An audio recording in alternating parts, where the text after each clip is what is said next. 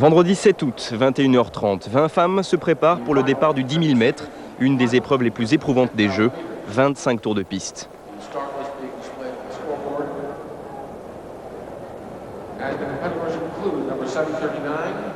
La Britannique Liz McColgan, 28 ans, part favori. Championne du monde à Tokyo en 1991, elle avait aussi remporté la médaille d'argent au JO de Séoul en 88. On attend également l'américaine Lynn Jennings dans le trio de tête, 3 fois championne du monde de cross-country. Elle a terminé 5e des championnats du monde en 1991.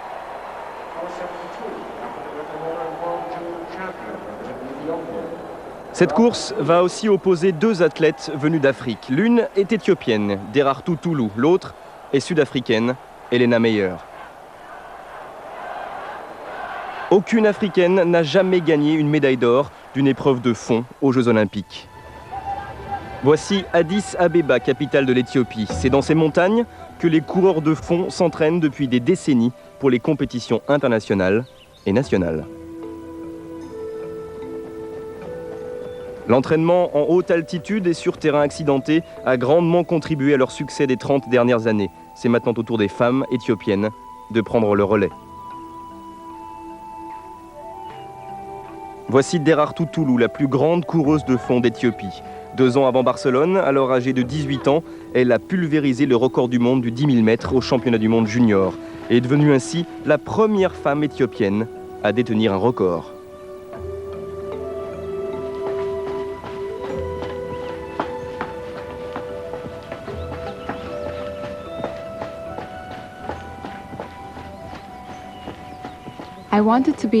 Je voulais être la première femme éthiopienne à remporter une médaille d'or. Notre équipe masculine réussit depuis longtemps au JO. Lorsqu'Abebe Bikila a remporté le premier la médaille d'or du marathon à Rome en 1960 et 4 ans plus tard renouvelé son exploit à Tokyo, il nous a montré la voie. Si je fais une bonne performance à Barcelone, je pourrais être pour les femmes éthiopiennes ce que Abebe a été pour notre équipe masculine.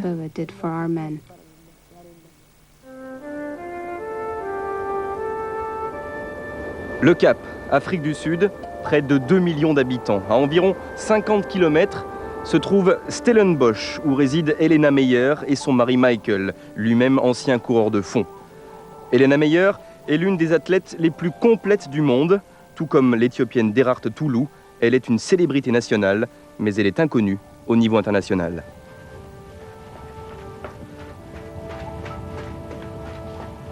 Avant les Jeux de Barcelone, elle a remporté des victoires importantes sur 1500, 3000 et 5000 mètres. Mais il lui reste 2 inconvénients de taille à surmonter. Sa spécialité de 5000 n'est pas représentée dans les programmes olympiques féminins, d'où sa participation aux 10 km. Et surtout, elle n'a que très peu d'expérience face à des athlètes de niveau international. Pendant plus de 20 ans, les athlètes sud-africains ont été interdits de compétition internationale à cause de la politique d'apartheid menée par leur gouvernement.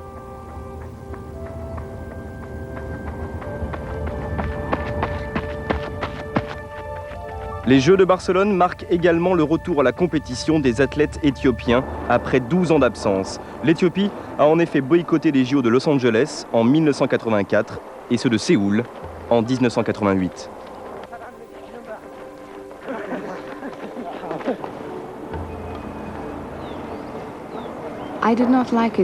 Je n'ai pas aimé que mon pays n'ait pas voulu participer aux Jeux Olympiques. Je n'ai pas aimé non plus que le pays d'Elena Meyer n'ait pas pu y participer. Nous avions donc quelque chose en commun quand nous nous sommes rencontrés pour la première fois à Barcelone. Je l'ai tout de suite apprécié. Qu'elle soit blanche et moi noire n'avait aucune importance. Pendant les Jeux de Los Angeles, en 84, Elena Meyer, alors âgée de 17 ans, s'entraîne en Afrique du Sud, tandis que la célèbre sud-africaine Zola Budd, elle, a quitté son pays pour courir sous couleur anglaise. Mais au cours du 3000 mètres, Zola Budd et l'américaine Mary Decker vont se percuter. Decker doit abandonner. Zola Budd, elle, poursuit sa course, mais finit seulement 7e.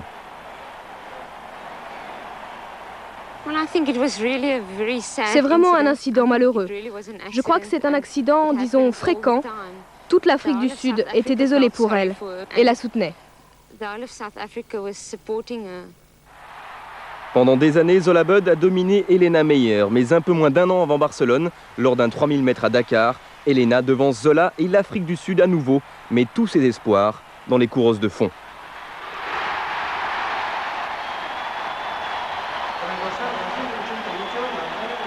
Trois semaines avant les JO de Barcelone, la nouvelle tombe. Le CIO annonce la participation de l'Afrique du Sud aux Jeux Olympiques de Barcelone.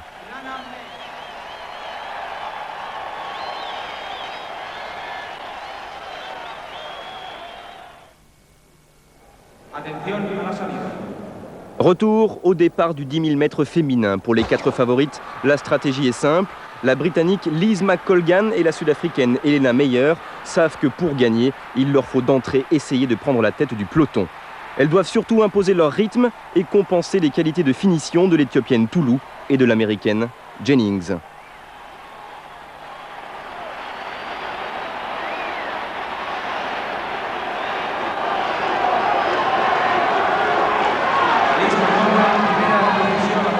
Jusqu'au premier tiers de la course, la stratégie de McColgan est la même que celle qui lui avait valu le titre de championne du monde du 10 000 mètres en 91 et la victoire au marathon de New York 2 mois plus tard. Dans les deux cas, elle avait imposé un rythme très soutenu qui avait épuisé ses concurrentes. Mais ici à Barcelone, même en prenant la tête du peloton, elle sait qu'il sera difficile de distancer les autres athlètes. J'étais vraiment calme parce que les gens autour de moi étaient tous tendus. Je savais que ce serait une course difficile, j'avais confiance en moi, mais je ne savais vraiment pas à quoi m'attendre.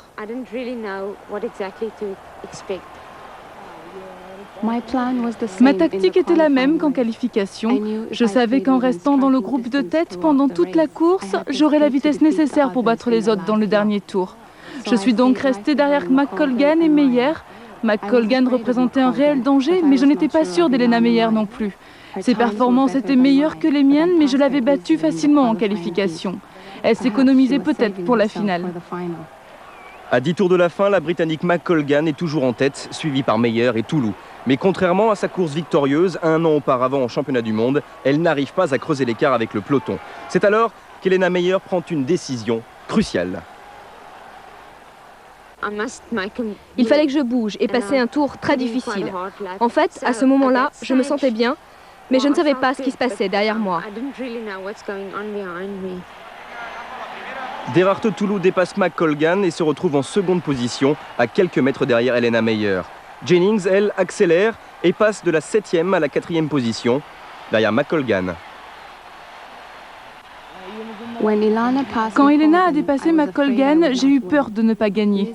Liz McColgan ne courait pas aussi vite que je l'avais prévu, je me sentais donc encore très solide.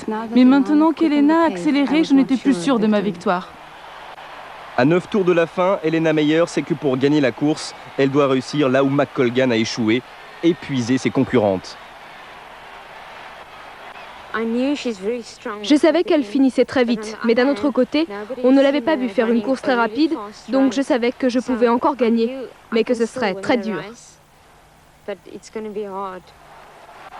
À 4 tours de l'arrivée, Meyer est toujours en tête. À l'entrée du virage de la ligne opposée, elle choisit l'extérieur, faisant signe à Toulou de donner la cadence. Mais l'Éthiopienne ne relève pas le défi.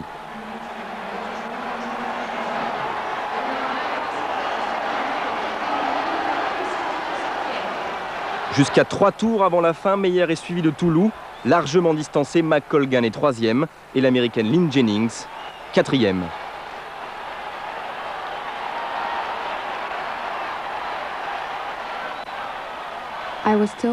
Je me sentais très bien et je savais qu'Elena ne pouvait pas me distancer. Elle courait toujours très bien, mais j'étais sûre qu'en restant derrière elle un tour de plus, je gagnerais. Elena Meyer est en tête et il reste un peu plus de 400 mètres. C'est à ce moment précis que Toulou la déborde.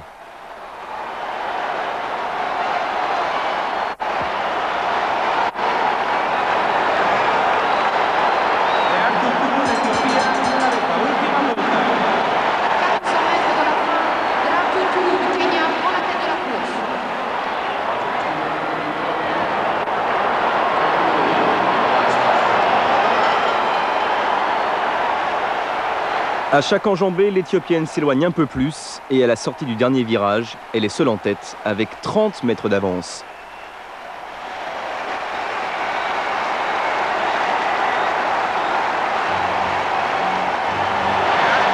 Derartu Toulou, médaille d'or, Elena Meyer, médaille d'argent. Toutes deux côte à côte vont s'offrir un tour d'honneur.